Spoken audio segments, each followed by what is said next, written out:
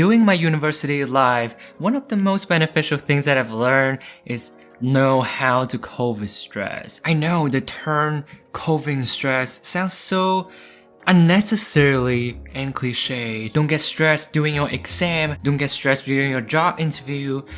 Just don't think about it, right? Most of the stress we have are built up throughout a long period of time. That's what we call chronic stress. Chronic stress is a prolonged and consistent feelings of stress that can negatively affect your health if it goes untreated. It can be caused by everyday pressures of family and work or by traumatic situations. So in this video, I would like to share with you 3 effective ways to cope with your stress from a day-to-day basis. Those are the techniques that I personally use and find it helpful, and I really hope they can help you as well. So without further ado, let's get right into it.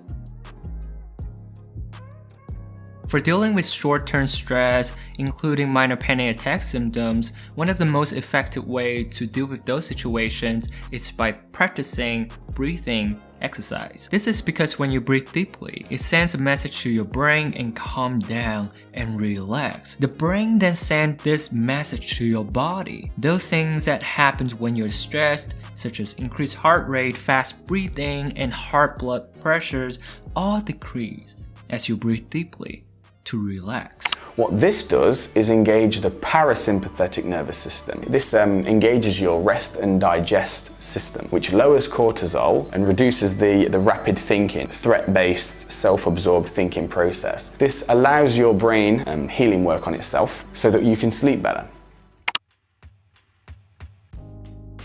For the 7-11 breathing, what we need to do is take a deep breath for 7 seconds and then breathe out for 11 seconds. You can also do a 5-8 technique, so like 5 seconds breathe in and 8 seconds breathe out. It's all up to you. You don't have to stick to the exact same number, but the key here is try your best to breathe in as much as possible and then breathe it out.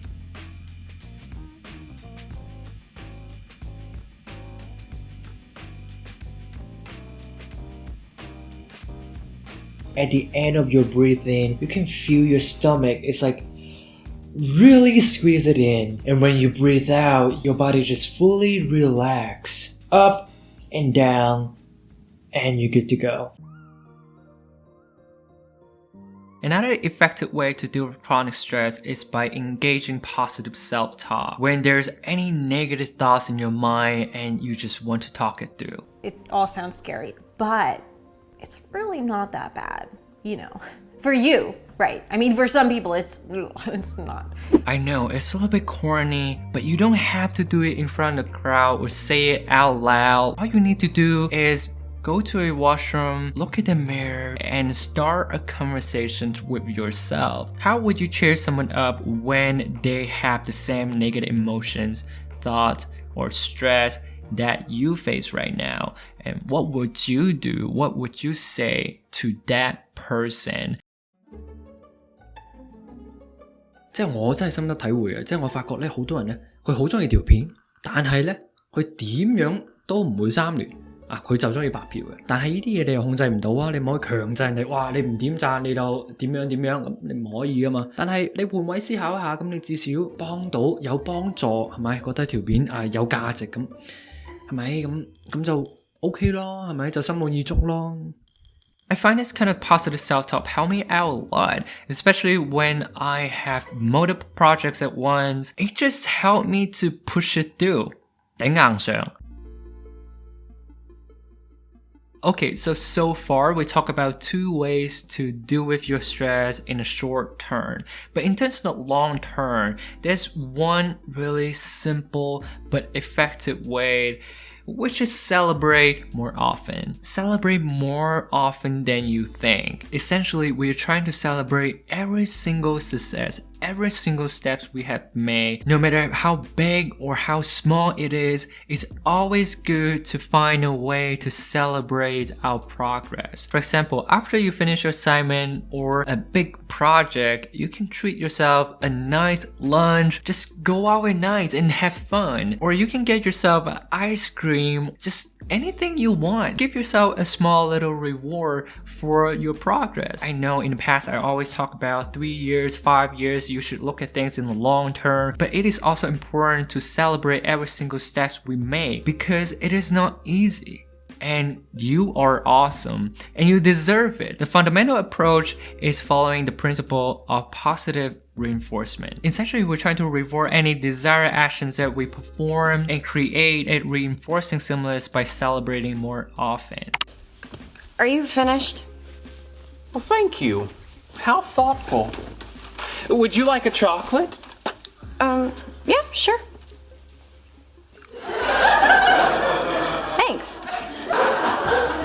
Oh, sorry, Sheldon. I almost sat in your spot. Did you? I didn't notice. Have a chocolate. Thank you.